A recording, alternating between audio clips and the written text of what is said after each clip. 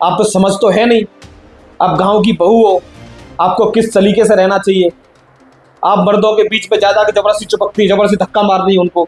एक तो आपकी पार्टी टिकट देके राजी नहीं है, आपकी हरकतें, और टिकट ले भी आए ना तो प्रेम चांद को वोट ना लेने देगा। ये चैलेंज है मेरा। देवली के अंदर जहां चले जाओ, जिस रोड से चले जाओ, नालियां भरी पड़ी हैं, वो साफ नहीं करा पाते। चेयरमैन बनती हो आप, सभ्य महिला का परिचय दो, क्योंकि आप जिम्मेदारी पद पे बैठी हुई हो। ये उठाई गिरे वाले काम करके आप नेता नहीं बन पाओगे, और जो ख्वाब देख रहे हो ना नेता बनने के, निपट रहे हो बिल्कुल। मैं एनसीआर समाचार के माध्यम से आपको फिर इसका क्रेडिट देने को तैयार हूँ। ये पेपर में छुपा ले रहा हूँ, ना एमपी साहब का पेपर सामने आएगा ना मेरा आएगा। हमने कुछ नहीं किया है। मैंने वहां पे जस्ट जाके चेक करने की कोशिश करी कि क्या हो रहा है। उतने में ही वो आग बबूला हो गई। तो होता क्या है कि उनके पति देव हैं जो थोड़ा सा बदतमीजी बोलते हैं, फालतू बोलते हैं, और जब उनको जवाब देने की बारी आए हमारी तरफ से, तो वो अपनी औरत को आगे कर देते हैं। सटीक खबरों का सीधा असर। आप देख रहे हैं एनसीआर समाचार, सच्ची और पक्की खबरें। नमस्कार, आप देख रहे हैं एनसीआर समाचार। मैं हूं आपके साथ नमिता चौहान। इस वक्त हम मौजूद हैं दक्षिणपुरी के विधायक प्रेम चौहान के ऑफिस में, और एक और चीज मैं आपको बता दूं कि आज इनका जन्मदिन भी है। तो सबसे पहले आपको जन्मदिन की ढेरों शुभकामनाएं। बहुत बहुत धन्यवाद, बहुत बहुत धन्यवाद। आज सुबह एक उद्घाटन के लिए आप पहुंचे थे स्थल मंदिर के पास, और वहां पर जो वीडियो वायरल हो रही है आपकी लगातार, उसमें आप बीजेपी की पार्षद अनीता सिंघल से काफी ज्यादा बहस करते हुए नजर आ रहे हैं, और वो भी आपसे कुछ उल्टा सीधा बोलती हुई नजर आ रही है। आखिर क्या मामला है, क्यों ऐसी बहस हो रही है? जब एक ही क्षेत्र में काम करना है तो आपस में इस तरीके की चीजें। देखिए, सबसे पहले आपके सभी दर्शकों को बहुत बहुत नमस्कार। बात इतनी सी है कि एक पहले के आप सब जानते हैं, और कहीं ना कहीं हम सब गांव के परिवेश से आए हैं, नए बच्चे हैं वो शायद इस बात को ना जानते हो। एक गिद्ध हुआ करता था, तो गांव के बाहर एक दूर किसी पेड़ पे बैठा रहता था वो, और वो इंतजार करता था कि कोई मरेगा तो उसे खाएगा वो। फिर भैंस मर जाती थी, भैंस का बच्चा मर जाता था, तो वो इंतजार करता रहता था, क्योंकि उसे वही खाने में मजा आता था। उसी तरीके से उसी कड़ी में आज देवली के देवली वार्ड में, देवली विधानसभा के देवली वार्ड में स्थल मंदिर पर, जो कि एमएलए के फंड से, ये पेपर दिखा रहा हूँ, पेपर के माध्यम से बात कर रहा हूँ ऐसे ही। ये ट्यूबवेल नंबर है 23 स्थल मंदिर, ये लग रहा है, और उद्घाटन इसका पहले कर चुका हूँ, हो गया है। ट्यूबवेल लग गया, आज स्टार्ट होना था। बहरहाल मुझे कोई उद्घाटन नहीं करना था, मैं जस्ट गया था, चालू हो जाएगा, स्टार्ट हो जाएगा, सही काम हो जाए, क्योंकि उसमें बहुत देरी लग रही थी। वो वहाँ पर हम जाके पहुँचे, क्योंकि आज थोड़ा जन्मदिन भी था, तो केवल बाबा के दर्शन भी करने थे, तो मैं वहाँ पर गया। वहाँ जाके देखा तो ये लोग उद्घाटन करने में लगे हुए थे। तो मैंने वहाँ पर जस्ट जाके चेक करने की कोशिश करी कि क्या हो रहा है। उतने में ही वो आग बबूला हो गई। तो होता क्या है कि उनके पति देव हैं जो थोड़ा सा बदतमीजी बोलते हैं, फालतू बोलते हैं, और जब उनको जवाब देने की बारी आए हमारी तरफ से, तो वो अपनी औरत को आगे कर देते हैं। जबकि मुझे ये नहीं बोलना चाहिए था, क्योंकि वो एक पार्षद हैं, लेकिन वो बिहेव ऐसे करती हैं, अपने पति की चीजों को बचाने के लिए फ्रंट पे आ जाती हैं। ट्यूबवेल से आपका क्या लेना देना है?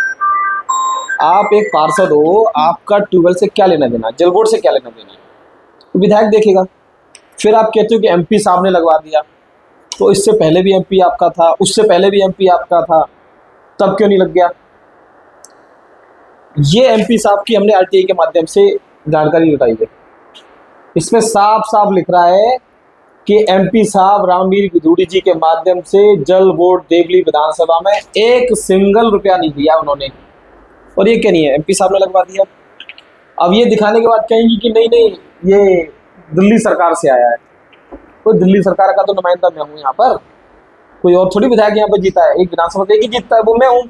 तो यहाँ जो भी जल बोर्ड काम करेगा वो मेरे नेतृत्व में करेगा, मैं बोलूँगा वो करेंगे, यही होता है तरीका।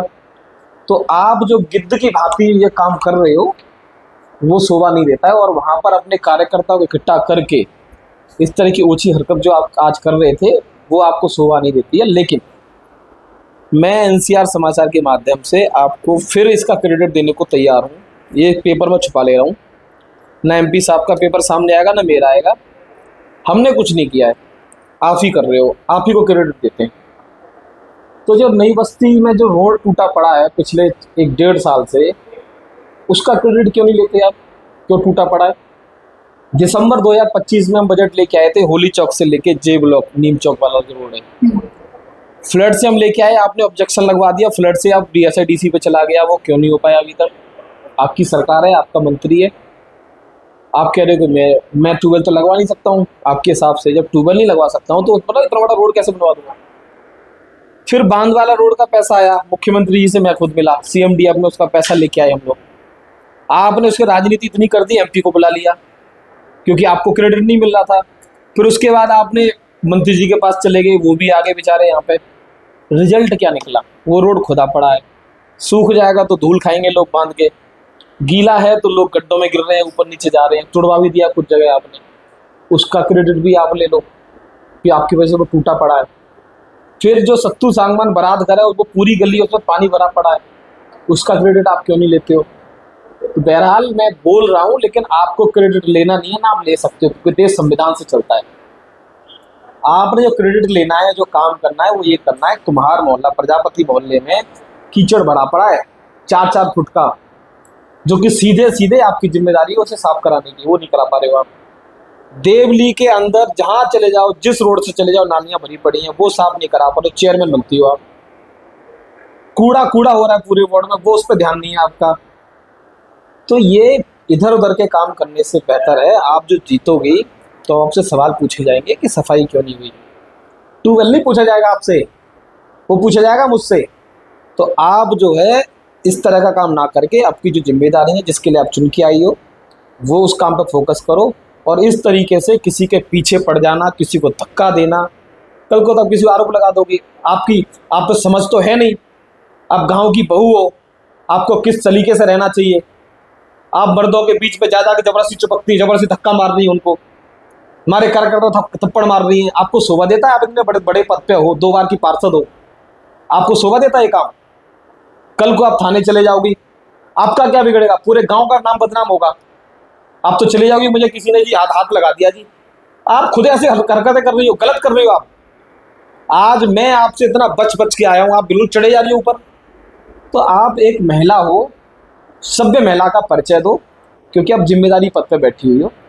ये उठाई गिरे वाले काम करके आप नेता नहीं बन पाओगे। और जो ख्वाब देख रहे हो ना नेता बनने के, निपट रहे हो बिल्कुल।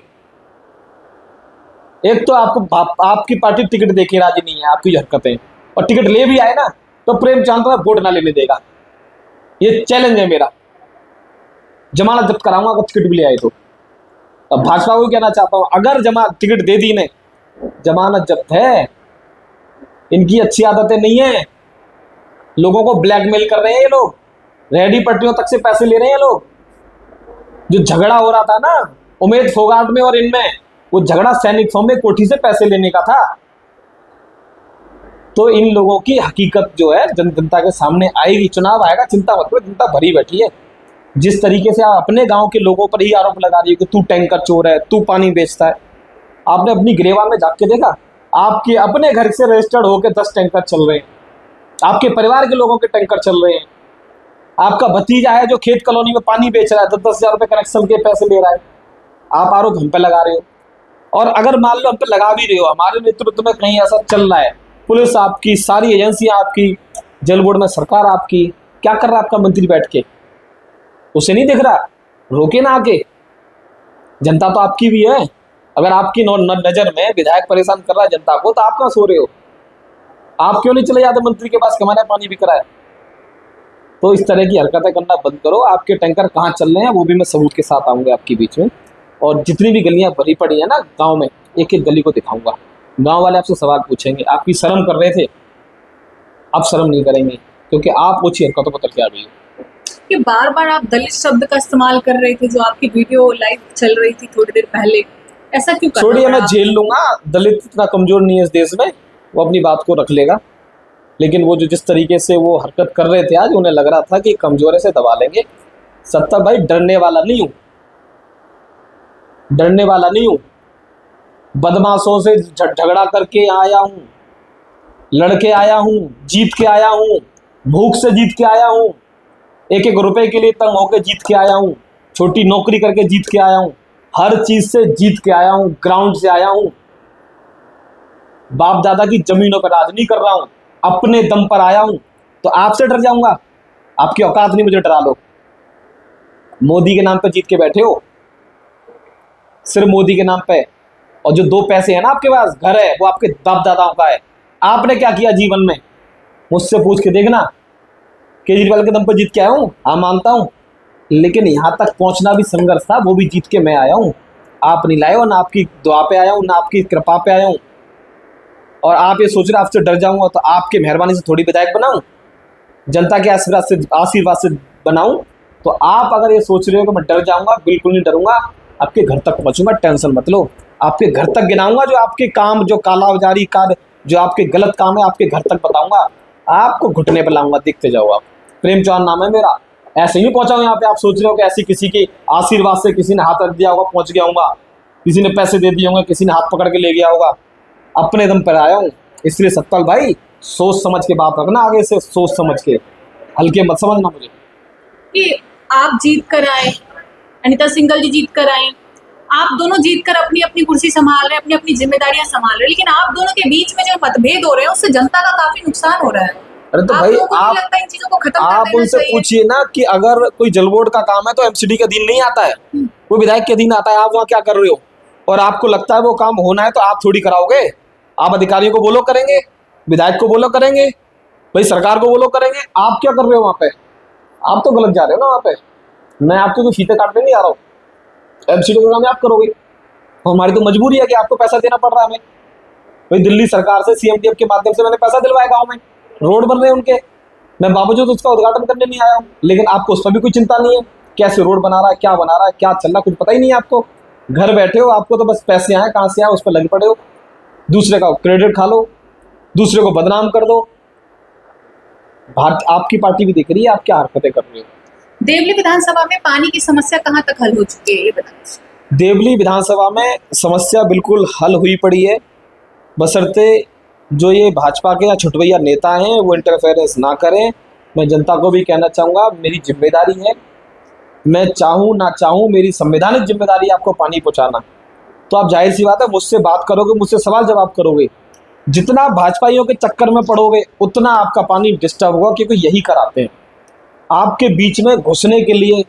भाई गैस सिलेंडर महंगा हो गया, पेट्रोल महंगा हो गया, पेट्रोल खराब हो गया, राम मंदिर में चोरी हो गई, रोड टूटे पड़े हैं, इनके पास कुछ है तो है नहीं आपको बताने के लिए। तो अब ये मेरे जैसे विधायक जो इनकी पार्टी के नहीं है या पार्षद, उनको बदनाम करके, उनको तंग करके सरकार के माध्यम से आपके बीच में आएंगे। देखा पानी नहीं ला पा रहा, हम लेके आएंगे। तुम कौन हो भाई? जिम्मेदारी तो मेरी है। तो इनको जितना आप घुसाओगे उतना नुकसान करेंगे। तो इनको बिल्कुल अपने बीच में बैठने नहीं देना है, घुसने नहीं देना है। भले भी तेरे को वोट नहीं दिया था जल बोर्ड के लिए, पानी की बात विधायक से करेंगे। तू मत कर, तू सफाई बता क्यों नहीं हो रही, सी ब्लॉक पूरा क्यों भरा पड़ा है, ये तो आप उससे यूँ पूछो। वो बार बार आपको ट्यूबवेल पे लेके आएंगे, पानी पर लेके आएंगे, किसी और पर लेके आएंगे, जो उसका काम नहीं है। जैसे आप उनके ट्रैप में आओगे वो उस काम को डिस्टर्ब कराएंगे, फिर कहेंगे देखो विधायक नहीं करा रहा था, हम कराएंगे। आप एमपी साहब के दम से कराएंगे। एमपी साहब ने 1 रुपया लगाया नहीं है, आरटीआई मैंने आपके सामने रख दिया। तो इनका एमपी झूठा, इनकी सरकार झूठी, ये झूठे। ऐसे सरकारें नहीं चलती, ऐसे काम नहीं चलते। जनता है, एक बार झूठ के झांसे में आ सकती है, बार बार नहीं आएगी। इसलिए फिर बता रहा हूँ मैं, आप अपनी हरकतों से बाज आओ। जो ईमानदारी होती है, जो नैतिकता होती है, उसी से राजनीति चलती है। अगर उसमें आप गड़बड़ करते हो तो एक बार चल जाएगी, काट की हानि बार बार नहीं चलती। देखिए, बार बार विधायक और पार्षद के बीच जो मतभेद हो रहे हैं उससे जनता का काफी नुकसान हो रहा है। और इनका भी साफ कहना है ना, खुला चैलेंज भी किया है कि अनीता सिंघल एक बार टिकट लाकर दिखा दें अगली बारी, और अगर वो टिकट ले भी आई पार्टी से तो उनको वोट नहीं पड़ेंगे, उनकी जमानत जब्त करा दी जाएगी। खैर, आने वाले समय में क्या होता है आपको लगातार अपडेट करते रहेंगे। तब तक बने रहे हमारे चैनल NCR समाचार पर। मैं आपके साथ नमिता चौहान।